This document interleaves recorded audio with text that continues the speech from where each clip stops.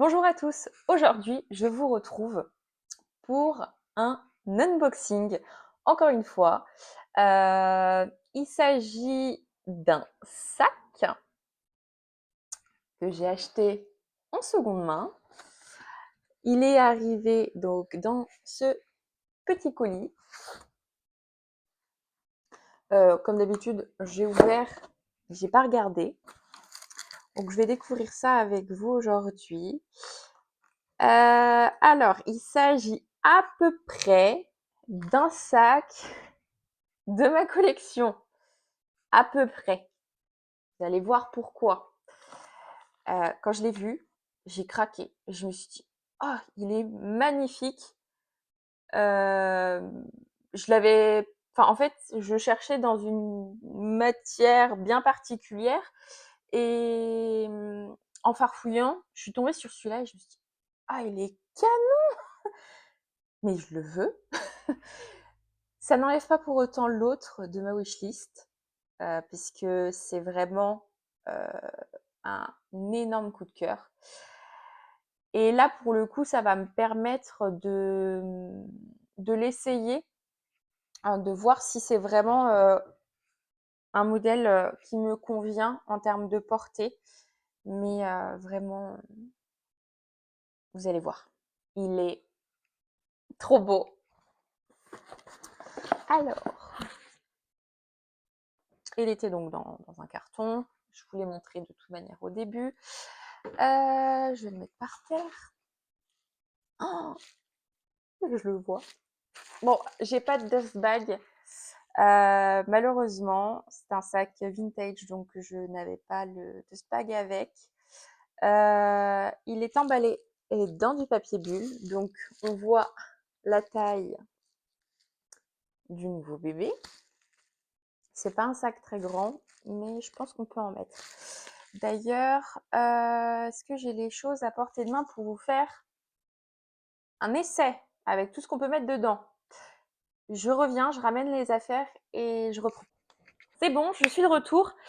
J'ai regroupé quelques affaires qu'on pourra mettre dans le sac pour voir si ça passe.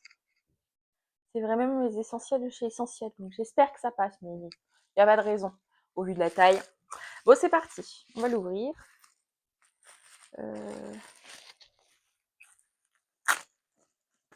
Hop.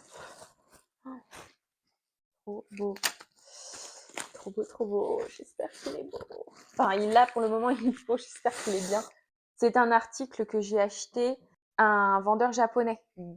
Donc j'ai peu de doutes sur l'état du sac, mais je l'espère fortement. Alors, il est trop beau.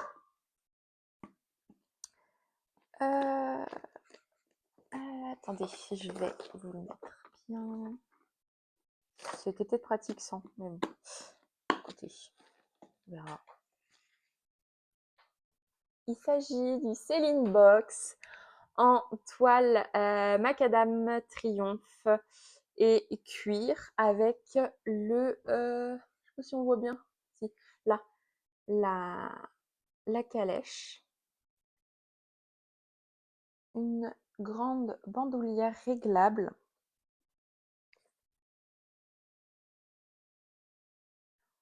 Il est magnifique. Donc bon, du coup, vous aurez compris que sur ma wishlist, c'est le bon modèle, mais pas la bonne matière. Comme je vous le disais, ça ne m'empêchera pas de l'avoir en cuir exotique comme je le souhaitais initialement. Et c'est vrai que je l'avais pas vu comme ça. Je l'avais vu en cuir lisse plein de fois, mais je l'avais pas vu en toile. Et vraiment, la toile, je trouve que ça lui donne un look super canon. Donc, hop, je vous montre sous tous les angles. Ouais, attendez, j'avais pas vu que la bandoulière gênait. Donc, comme je le disais, c'est une bandoulière qu'on peut régler.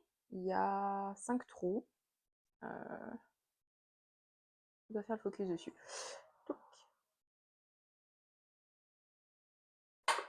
Et donc, il s'ouvre. Ah, voilà. Bon, l'intérieur est taché. Et encore une fois, ça reste que l'intérieur. Alors, donc c'est un sac à soufflet. On a une première poche là, plate. Une poche centrale avec 2 petites poches en plus. Je vois pas ce que je fais, j'espère que ça rend bien. Et on a une dernière poche avec une poche zippée plaquée, comme vous savez que je n'utilise pas. Je suis pas très fan. Je trouve qu'il est plutôt en bon état à l'intérieur. Bon, il y a quelques taches. Là, on va voir dans le fond. Je sais même pas si on le voit. Non, on voit pas. Et puis bon, bah si, là, ici, on voit quelques taches. Mais bon, c'est l'intérieur, donc le cuir s'est patiné. Mais c'est normal. C'est un sac qui est très vieux. Il y a marqué Céline Paris sur l'empiècement en cuir juste là. Et par contre, je ne sais pas où se trouve le numéro de série. Quelque part. Quelque part. Je le vois pas pour l'instant. Et on a une petite tirette C. Je l'aime trop. Il est trop beau. Alors, on va l'essayer. Je vais voir si la taille du réglage me convient. Donc, il m'arrive à la taille. Mériterait que je le baisse un peu haut. Ça va me permettre de voir si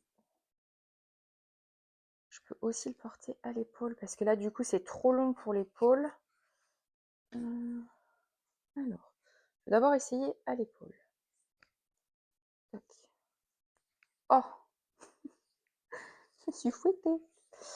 Hop. Voilà. Ouais, je vais pouvoir le porter à l'épaule. Ça, c'est parfait. Et donc, j'étais ici. J'ai qu'un trou supplémentaire. Normalement, ça devrait être bon, je pense. Là. Quitte à refaire un trou. On en est chez le cordonnier, on fera un trou en plus. Ça prend pas très longtemps. Hop. Ouais, c'est un peu mieux, il est un peu plus bas. Bon, non, il ne me gênera pas là. Alors, on va regarder ce qui rentre dans ce sac. Excusez-moi, je me suis énervée. Alors, la bandoulière était à l'intérieur du sac et on voit qu'elle a pris la forme. Après, une fois que le sac sera chargé, ça va détendre le cuir. Donc voilà. Le vendeur a eu raison de la mettre dedans parce que c'est pas détachable. On ne peut pas changer. Non, on ne peut pas changer. Donc, bah, il a eu raison. Hein. De toute manière, moi, quand je vais le stocker, je vais faire pareil. Ça évite, parce que là, vous voyez, je l'ai posé pour revoir ce que je pouvais mettre dedans et la bandoulière part de chaque côté. C'est pas terrible. Hop. Alors, on va voir. On peut mettre plein de trucs là-dedans, c'est sûr. Alors, je filme avec mon téléphone perso. J'ai mon téléphone pro qui est un Samsung, je sais pas. Un grand Samsung, donc taille Pro Max. iPhone Pro Max. Donc, voilà. Moi, j'ai un 14 Pro, je crois. Ouais. Donc, je l'ai mis dans la première poche, je sais pas trop, hein, mais on voit qu'il y rentre parfaitement, sans problème. À partir du moment où mon téléphone rentre, en général, tout rentre. Donc, j'ai mon porte-carte Saint-Laurent. Je sais pas comment je vais l'organiser. Hein, un petit carnet. Donc, jusque-là, tout va bien. Bon, le porte-carte est là. Hop. Un paquet de mouchoirs que je vais mettre, on va dire ici. Un rouge à lèvres. Peut-être dans la petite poche. Ah, peut-être pas terrible là. Là. Ouais. Mes AirPods. Mes clés de voiture. Donc, ça rentre. Mon miroir. Je vous montre vraiment l'essentiel, hein. Enfin, pour moi. Pas l'essentiel pour tout le monde. Une crème à main et un gel hydro. Là, ça va être tendu. Ça va être tendu, ça va être tendu. Là, le gel, impec. Et là, le... Ouais. Alors, tout est passé dedans. Tout est rangé et j'ai rien ici. On va voir s'il ferme.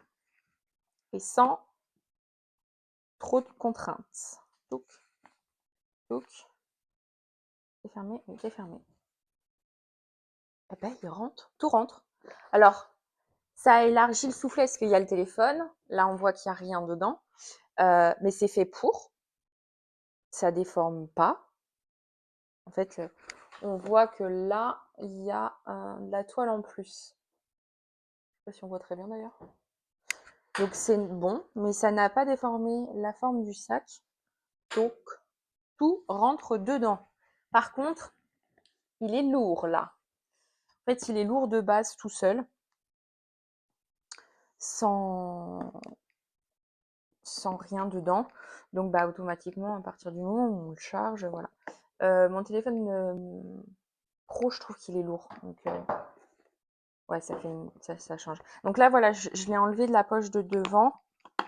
On voit que bah du coup, automatiquement, il est moins large. Je vais peut-être mettre plutôt le porte-carte devant, les mouchoirs devant.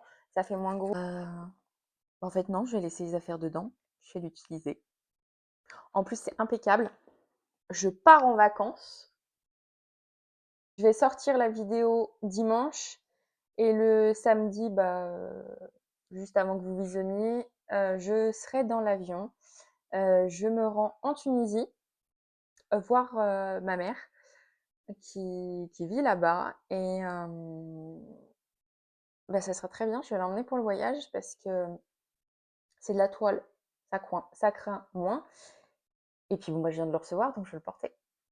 Donc dites-moi en commentaire si vous avez aimé la vidéo et je vous invite à liker, vous abonner et je vous dis à bientôt.